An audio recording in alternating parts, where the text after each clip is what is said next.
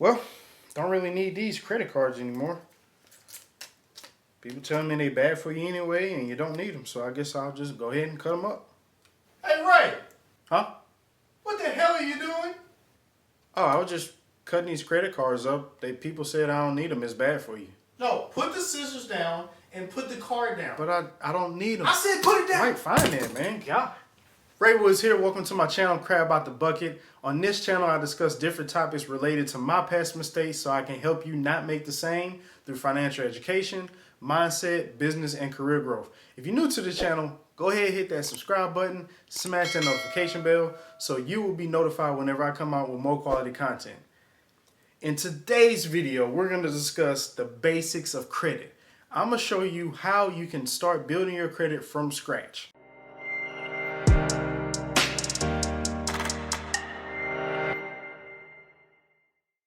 Understanding the basics of a credit score. First, we want to start out, what is a credit score? What is this thing everybody talks about? You need to have credit. You should have credit. Credit's bad. Good, bad, whatever. What is a credit score? We got two different types of credit score. We have a Vantage score, and then we have a FICO score. Now, a Vantage score, according to NerdWallet, a Vantage score is a credit score jointly developed by the three major credit bureaus to predict how likely you are to repay borrowed money. The credit bureaus include Experian, TransUnion, and Equifax, which is some that we will get into shortly.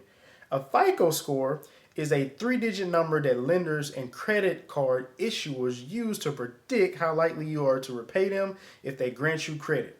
Now, we want to understand what is the ways to get this credit. What is the ways to actually have a number, actually be able to have these different lenders and things be able to give you some credit. And before we jump into that, my personal preference is I would stick with FICO. Vantage scores are created by the bureaus. The bureaus kind of be in competition with FICO.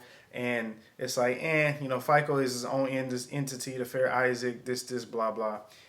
I would stick with FICO simply because it's more accurate than a Vantage score. That's what I can say about that. Now, ways to get credit, you got a few different ways, and there's probably more ways, but let's just start with a few of these. You can have a secure credit card, which is you have, let's say you got $200-300 in the bank, and you go to your local bank or a different creditor, and you're like, hey, I want to get a secure credit card. You take that money that's in your account, that $200 or $300, you give that to them as collateral for a credit card or the secure credit card that has that same limit that you deposited. So you technically buying your own credit card with your own money, but because the bank has your money, it's their collateral just in case you can't pay it. Now they got your cash, right? So the secure credit card is used to actually start building your credit as you're at the beginning of you getting into this credit thing. The second one is a regular credit card. Now, a regular credit card kind of comes a little later when you have something on your credit, but I would say a good credit card that you can probably get starting off will be a Capital One Journey card. I know whenever I first got my first credit card, it was a $300 limit on a Journey Capital One credit card, and I started using that and rebuilt it at such and such. Another thing would be a private loan from a bank. So if you've been banking with somebody for a long period of time and they see the money flowing in and out the bank account, they may or may not use that to justify you getting a loan. You may need a cosigner. A lot of times you may need a cosigner to get a loan. If it's like a couple $1,000s, they may be able to slide and let you do that, as long as you have a substantial amount of income to compensate and let them know that you're going to be paying for that loan. So you can borrow $1,000 or $2,000 from your local bank that you're banking with and then be able to start building credit with something as simple as that. Another thing would be student loans. And if you haven't already seen my video about how colleges are scamming with these student loans, go ahead and click the link up here somewhere in the video, and you might want to check that out before you start digging into some student loans. But student loans don't necessarily need your credit ran. And usually you will need some type of parent to sign off for you to get that. They don't necessarily run your credit, but you can use that. It technically will show up on your credit history, on your credit report. So it will thus generate some type of score for you, and they will base that off of how much of the loan amount that you're getting and other different factors that we won't get into this video.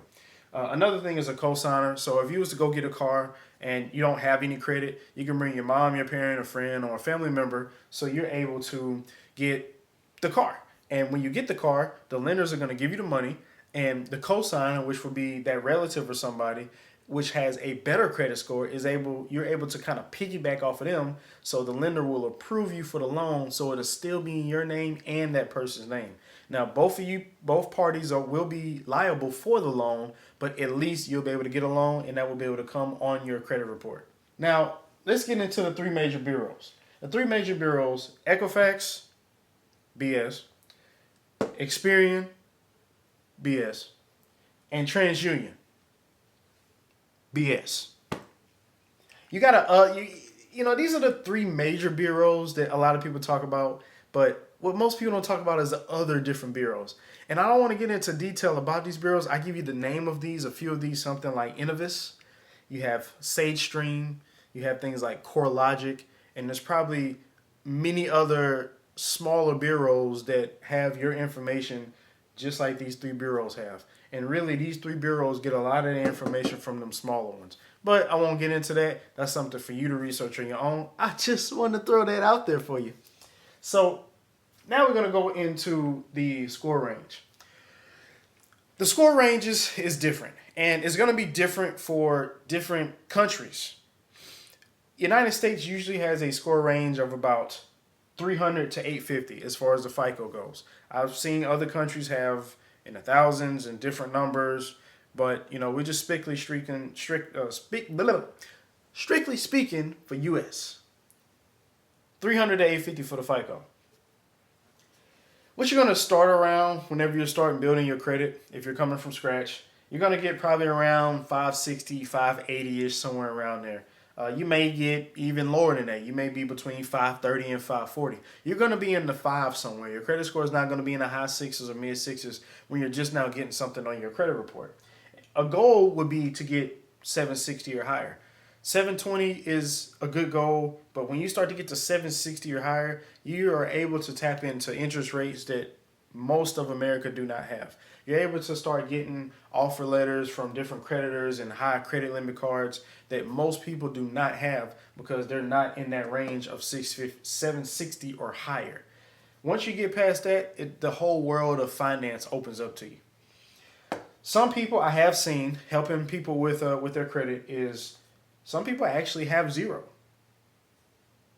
I won't get into details how that happens, but some people have zero and some people have NA. And usually it has NA because you don't have any credit. So that's just something simple to understand how the credit range works. So a tip that I kind of want to give you, aside from all of this information here that I just provided to you, is what I would have done back then. What I made a mistake at back then was I was able to get a credit card because I had already had a private loan from my bank, and I also have student loans, which till this day I have student loans. What I would have done back then was actually get into a secured credit card. I would have got into a secured credit card. That would have been the first thing I would have did. I would have took some money that I saved, and if you haven't already seen that video about how you can budget your money and save more money, go ahead, click that link below or click the link up somewhere in the screen, and I'll discuss how you can save some money there. But I would have took some of that saved money and I would have ended up putting it towards a secure credit card, $300-$400, something like that. I would have used that secure card to actually start paying bills and paying things off, and then using the cash to actually pay the secure card off. Now, I wouldn't have used the secure card outside of what I'm already paying with my cash. The secure card amount and the cash amount would have been the same, so then I can just cycle the money over and over again. And I would have been able to build my credit up a long time ago, around the age of 15, 16, 17, and been in the freaking 3000s at the age now that I'm at of 29. So that's what I would recommend to you, is if you're just starting out building your credit score, save up some money, start looking to getting a secure credit card. And there's a link that you can go to. It's called Doctor of Credit, which also I'll put in the description below. And also in the description, I'll put some books that you can get that discuss a little deeper into credit and how you can start building your credit.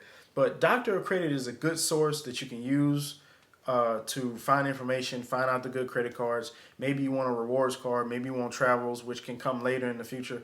But if you just start with a secure card, you can see which company is going to be the best as far as the secure cards, what their fees are, what the rewards are, such and such, etc., etc. So with that being said, go ahead and start saving some money, get your secure card, go ahead and start getting your credit score up. That's how you're going to be able to build your credit score out from scratch and be on this road to your financial freedom. Guys, if this video helped you at all, if this video gave you any good information about your credit card, about building your credit from scratch, if it helped at all, just give you the simple basis of credit, go ahead and hit that thumbs up for me. I really appreciate it on my videos. I make these videos, they help you individuals from my past mistakes so you don't make the same ones. And until the next video, I will see you guys around.